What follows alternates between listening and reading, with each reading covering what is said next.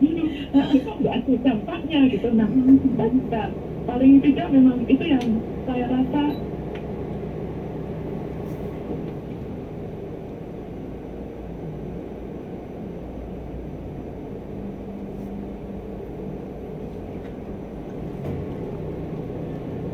Salah satu ciri khas batik adalah cara penggambaran motif pada kain yang menggunakan proses pemalaman, yaitu membereskan malam atau lilin yang ditempatkan pada wadah yang bernama canting dan cap. Pada 2 Oktober 2009 lalu, UNESCO telah menetapkan batik sebagai warisan kemanusiaan untuk budaya lisan dan non-bendawi atau Masterpiece of the World and Intangible Heritage of Humanity. Aku bangga memakai produk asli Indonesia. I love you, batik!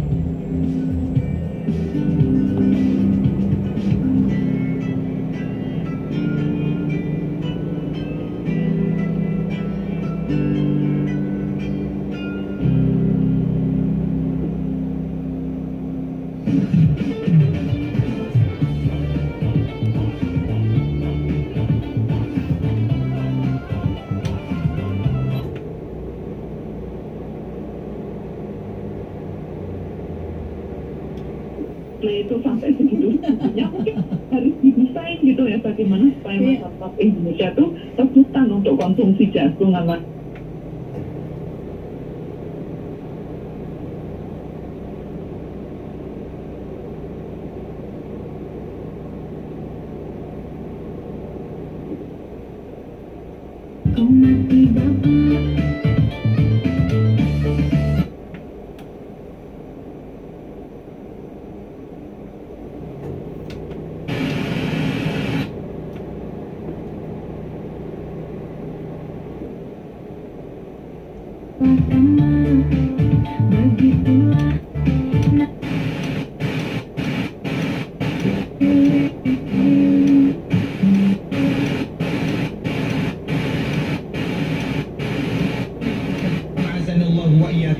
ketika kita menginginkan anak atau keturunan yang saleh, yang pertama diperintahkan oleh Allah Subhanahu wa taala agar kita dulu menjadi orang-orang yang saleh. Itu yang pertama. Kemudian yang selanjutnya, kesolehan ini ada kaitannya dengan hal yang lain. Sebagaimana yang dikatakan oleh Allah Subhanahu wa taala dalam surah Al-Mu'minun ayat 51, apa kata Allah Subhanahu wa taala? Ya ayyuhar rusul kulu minat thayyibat wa'malu salihah.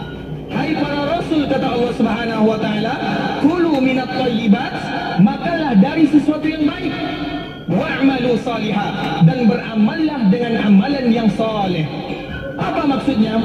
Di antara salah satu yang menunjang kita agar menjadi orang-orang yang saleh, yaitu kita harus memenuhi syarat yang pertama. Apa syaratnya? Kulu minat thayyibat, makalah dari sesuatu yang baik, wa'malu salihah. Apabila kalian bisa memakan atau mengkonsumsi sesuatu yang baik, maka kalian akan kuat untuk melakukan ketaatan atau amal yang saleh. Ini juga ada kaitannya, kaitan yang sangat kuat sekali. Oleh karena itu, ikhwatul Islam azanillahu wa iyyakum, ada salah seorang imam yang bernama Imam Al-Juwaini. Al-Juwaini ini nama aslinya adalah Abdul Malik, nama ayahnya adalah Abdullah, karena anak dan ayahnya ini sama-sama ulama. Anaknya bernama Abdul Malik Al-Juwaini, ayahnya bernama Abdullah Al-Juwaini. Abdul Malik yang anak ini, Al-Juwaini ini, dia meninggal sekitar pada tahun 478 Hijriah. Dia dikenal dengan Imamul Haramain. Imamul Haramain ini Al-Juwaini. Al-Juwaini ini walaupun sedikit ada permasalahan tentang masalah akidah, tetapi bukan ini yang kita ambil. Yang kita ambil adalah pesan dari ayahnya. Kenapa Al-Juwaini ini bisa seperti ini atau bisa menjadi Imamul Haramain? Ikhwatul Islam azanillahu wa iyyakum, di sebuah buku, mungkin kita mendengar buku ini, ada sebuah buku yang bernama, yang dikarang oleh senior kami atau juniornya Ustaz Pri, yaitu Ustaz Sufyan Baswedan. Judulnya Ibunda Para Ulama. Nanti kalau kita bisa merujuk, kita bisa membaca buku ini. Dan di antara salah satu yang dinukilkan oleh Ustaz Sufyan ini adalah banyak kisah tentang yang akan memberikan motivasi, dan di antaranya adalah Imam Al-Juwaini. Di sana terjadi perbedaan apakah Imam Al-Juwaini yang tadi meninggal pada tahun 478 Hijriah atau Imam Abu Hanifah Nu'man bin Thabit yang meninggal pada tahun 150 Hijriah. Tapi intinya bukan itu. Intinya apa? Bapak Ibu ikhwatul Islam azanillahu wa iyyakum, Abdullah atau sang ayah ketika Al-Juwaini ini dilahirkan, ketika Abdul Malik ini lahir, maka ayahnya berpesan kepada ibunya, jangan pernah memberikan sesuatu yang haram atau jangan pernah memberikan sesuatu dari orang lain. Kenapa dilarang? Karena tidak mengetahui atau karena ayahnya tidak tahu barang yang diberikan kepada anaknya ini barang yang halal atau haram. Sehingga ayahnya berpesan kepada ibunya, jangan pernah memberikan makanan yang haram. Bahkan bukan makanan saja, air susu jangan pernah diberikan kepada orang lain. Ini adalah pesan Abdullah Al-Juwaini kepada ibunya atau kepada istrinya ketika Abdul Malik atau Al-Juwaini sang anak ini kecil. Kemudian ikhwatul Islam azanallahu wa iyyakum, di suatu hari ketika ibunya keluar, maka Abdul Malik ini menangis. Kemudian ketika menangis, maka ada sebahagian tetangganya yang merasa kasihan. Ini ada anak kecil yang menangis, tidak mungkin dibiarkan. Anak kecil yang menangis ini tidak mungkin dibiarkan. Akhirnya tetangga ini menggendong Abdul Malik Al-Juwaini, kemudian memberikan air susunya. Kemudian ketika ibunya pulang, ibunya langsung marah, kenapa kamu memberikan air susu tersebut kepada anakku? Ketahuilah bahwa ayahnya melarang hal itu. Tetapi qadarullah, air susu itu sudah diminum oleh Imam Abdul Malik Al-Juwaini. Kemudian ikhwatul Islam azanallahu wa iyyakum, coba kita lihat asarnya atau dampaknya. Ketika Imam Al-Juwaini ini pernah mengajar, ketika umurnya sudah puluhan tahun, sekitar 50 atau 55 tahun, dia mengajar. Ketika dia sedang mengajar ini, dia lupa. Dia lupa apa yang harus diajarkan atau dia lupa beberapa hadis Rasulullah SAW. Ketika dia lupa, maka dia mengatakan, dia berpikir sejenak. Di antara salah satu yang menyebabkan dia lupa itu adalah karena sejarah dia waktu kecil, yang mana pernah tetangganya ini memberikan kepada dia air susu, dan dia tidak mengetahui air susu tetangganya ini atau tetangganya ini memakan yang halal atau yang haram. Coba kita perhatikan. Ibu saya, apakah saya sudah membalas kebaikan ibu saya? Kata Rasulullah, belum. Walaupun besar beritaanmu untuk membuktikan sebagai anak yang berbakti, belum. Kamu belum membalas kebaikan ibu kamu. Sehingga Rasulullah SAW bersabda, la yazi waladun walida illa yajidahu mamlukan fayasharihi fayu'tiqah.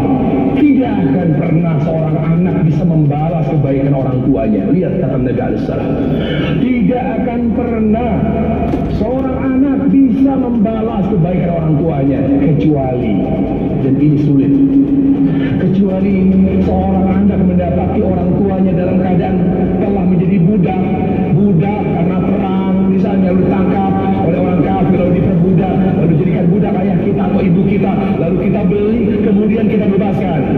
Ini bukan zaman perbudakan. Jadi kesimpulannya, tidak mungkin kita bisa membalas kebaikan mereka. Nah, kalau kita menyadari hal itu, berjuang. Jangan mentang-mentang kita tiap bulan ngasih 5 juta, 10 juta orang tua. Alhamdulillah, saya sudah membahagiakan ibu saya, belum. Jangan mentang-mentang sudah kita berikan rumah ibu kita, ayah kita, atau setiap dia ingin jalan-jalan kita ajak kemana, ibu mau umrah, saya berangkatkan, ibu mau haji, saya berangkatkan. Alhamdulillah, saya sudah menjadi anak yang berbakti kepada ibu dan bapak saya, belum. Apapun yang sudah kita keluarkan, apapun yang sudah kita kerahkan untuk bapak ibu kita, belum membalas kebaikan mereka. Karena kita harus jihad sampai dalam penghabisan, sampai mereka meninggal dunia. Itu pun belum kita dianggap, dikategorikan sebagai anak yang berbakti dan telah membalas kebaikan mereka. Ikhwatul iman, tahukah Anda, puncak berbakti kepada orang tua kapan? Dan pahalanya terbesar ketika mereka sudah memasuki usia lanjut. Kalau seandainya mereka sehat, mereka masih aktif, segalanya mereka bisa lakukan sendiri. Lalu kita datang, lalu kita cium tangan, berkunjung kepada mereka. Mereka tidak pernah minta uang kepada kita, mereka tidak pernah minta apapun kepada kita. Kita hanya menghormati mereka, memuliakan mereka. Apa yang mereka minta kita penuhi. Kita bahkan berangkatkan haji, umroh. Apa ibu bapak apa? Belum. Justru puncaknya berbakti, pahala besar akan kita dulang, akan kita raih ketika mereka sudah memasuki usia lanjut. Karena orang tua yang sudah memasuki usia lanjut 60 tahun ke atas semakin rewel, semakin cerewet, semakin banyak keanehan-keanehan karena perilaku mereka akan menjadi seperti anak-anak. Sabarkah kita di saat itu? Itu di situ ujian kita. Sanggupkah kita berbakti kepada Allah karena perintah Allah? Kalau kita melihat, saya berbakti kok sama ibu saya, bapak saya, tidak pernah saya sakiti. Belum. Berapa umur bapak ibu Anda? Ya 55, bapak 59. Belum. Ntar lihat. Kalau mereka masih kalau mereka Allah panjang umurnya dan mereka sudah sampai 70 tahun, ibu kita 65 tahun atau 60 tahun, lalu mereka sudah mulai sakit-sakitan, maukah kita merawat ibu kita kesakitan? Maukah kita muliakan bapak kita ketika ia sudah tidak punya uang sama sekali? Kita muliakan, hormati. Dia sering marahi kita, dia sering membentak kita. Sabarkah kita? Kalau kita sabar, mau merawat mereka, mau memuliakan mereka ketika mereka sudah tua, itulah puncak kebaikan yang bisa kita lakukan ketika kita ingin menjadi anak yang berbakti. Jemaah yang berbahagia, kematian adalah sesuatu yang pasti dan akan menimpa kepada semua manusia. Dan kita semua sudah divonis pasti akan mengalami kematian. Kullu nafsin za'iqatul maut. Setiap yang bernyawa pasti akan merasakan kematian. Yang kita ingin bicarakan tentang sakaratul maut. Orang-orang yang beriman akan mengalami sakaratul maut. Subhanallah, Allah berfirman di surah Fussilat, Innal ladhina qalu Rabbuna Allah thumma istaqamu tatanazzalu alaihimul malaikah alla takhafu wa la tahzanu wa abshiru bil jannati allati kuntum tu'adun. Allah tabaraka wa ta'ala berfirman, sesungguhnya orang-orang yang mereka itu berkata, Rabb kami adalah Allah, Rabb kami adalah Allah. Mereka istiqamah di atas akidah yang benar, dibuktikan mereka mengikuti Rasulullah sallallahu alaihi wasallam. Maka di akhir-akhir kehidupan, detik-detik kematian, dikatakan oleh Al-Imam Ibnu Katsir, ayat ini berkaitan tentang seseorang yang akan meninggal dunia. Malaikat akan turun kepadanya. Dia memiliki akidah yang benar, dia istiqamah di atas akidah dan ibadah yang benar. Malaikat akan turun kepadanya di detik-detik terakhir kehidupannya. Subhanallah. Dan malaikat mengatakan kepada orang yang akan mati tadi, alla takhafu wa la tahzanu. Jangan kamu takut. Jangan kamu takut dengan kehidupan yang terjadi setelah ini, dan jangan kamu bersedih dengan dunia yang akan kamu tinggalkan. Bergembiralah dengan surga yang Allah telah janjikan untukmu. Dan ini berita gembira bagi orang-orang yang beriman ketika mereka mengalami sakaratul maut, bahwa mereka dijanjikan akan mendapatkan surga. Begitu juga di surah yang lain, surah An-Nahl ayat ke-32, alladzina tatawaffahumul malaikah. Orang-orang yang diwafatkan oleh para malaikat dalam keadaan apa? Tayyibin. Kondisi diwafatkan oleh malaikat dalam kondisi husnul khatimah. Maka malaikat pun akan memberikan kabar gembira kepada orang mukmin tersebut dengan mengatakan, salamun alaikum udkhulul jannah bima kuntum ta'malun. Salam sejahtera, selamat bagi kalian, masuklah kalian ke dalam surga disebabkan oleh apa yang telah kalian lakukan. Allahu Akbar. Inilah kondisi orang-orang yang beriman. Sebelum mati diinformasikan bahwa mereka akan mendapatkan surga. Mereka akan dimasukkan ke dalam surga, dan malaikat memberikan ucapan selamat kepada mereka bahwa mereka akan mendapatkan ampunan Allah. Allah berikan ridhonya kepada mereka. Ya, tapi dengan syarat tentunya mereka harus beriman kepada Allah, mereka memiliki akidah dan ibadah yang mereka selalu lakukan dengan benar dan istiqamah. Sebagaimana di awal tadi Allah menyebutkan, innal ladzina qalu rabbuna Allah, sesungguhnya orang yang mengatakan Rabb kami adalah Allah, thumma istaqamu, kemudian mereka istiqomah di atas akidah dan ibadah yang benar mengikuti manhaj salafus salih, maka insya-Allah dengan niat yang ikhlas keberkahan mereka dapatkan dan akhirnya mereka mendapatkan husnul khatimah dan mereka pun memberikan kabar gembira. Semoga kita termasuk dalamnya yang mendapatkan kabar gembira sebelum cabut nyawa oleh malaikatul maut. Wassalamualaikum warahmatullahi wabarakatuh. 10 kekuatan tauhid di balik hari raya Idul Adha. Kekuatan tauhid yang menyebabkan Nabi Ibrahim, dan ini yang pertama. Kekuatan tauhid yang pertama di balik hari raya Idul Adha yang menyebabkan Nabi Ibrahim alaihi salam tidak pernah berputus asa dalam mendakwahi kaumnya. Tatkala kaumnya melihat bahwasanya api pun kalah, api menjadi dingin dan menjadi selamat bagi Nabi Ibrahim. Akan tetapi dengan demikian kaumnya tetap tidak beriman, sulit untuk beriman. Maka Nabi Ibrahim alaihissalam tidak pernah putus asa. Beliau mengatakan sebagaimana yang disebutkan oleh Allah Subhanahu wa taala dalam surat Al-Fatihah ayat 99. Dan bagi siapa saja yang ingin mengenal kekuatan tauhid di balik hari raya Idul Adha, maka silakan pelajari surat As-Saffat dari mulai ayat 99 sampai 111. Allah berfirman, wa qala inni dhahibun ila rabbi sayahdin rabbi habli minas salihin. Artinya Nabi Ibrahim alaihissalam mengatakan kepada kaumnya, tatkala kaumnya tidak mau beriman padahal sudah melihat mukjizat, maka beliau mengatakan, sungguh aku akan pergi menuju Rabbku, sungguh dia yang akan memberikan petunjuk. Lihat kekuatan tauhid, semuanya disandarkan kepada Allah. Di dalam berdakwah tidak pernah putus asa. Makanya bukti beliau tidak putus asa, beliau berdoa kepada Allah Subhanahu wa taala, Rabbi habli minas salihin. Wahai Rabbku, berikan aku, anugerahkan kepadaku anak yang saleh. Tujuannya apa? Tujuannya untuk tidak putus asa melanjutkan dakwah beliau, mengajak manusia.